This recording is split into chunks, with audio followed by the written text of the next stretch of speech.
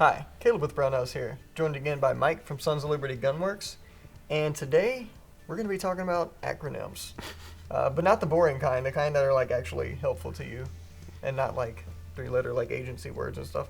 Point is, I'm going to let Mike take it over here because this is getting weird. Mike, what do we got? So there's an acronym that we teach in armorer school, and it's called MEALO, MEALO.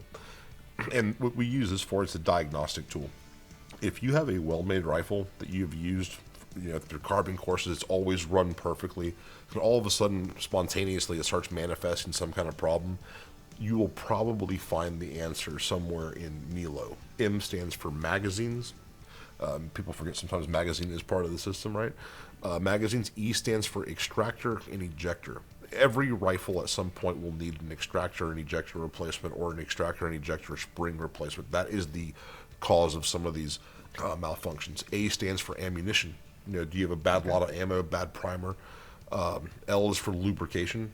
And then finally, O is for operator. Have you induced some type of problem into the weapon? But if you have a well-made rifle that has never given you problems, and then one day it starts to act up, go down that acronym MEALO, and you'll probably identify your issue.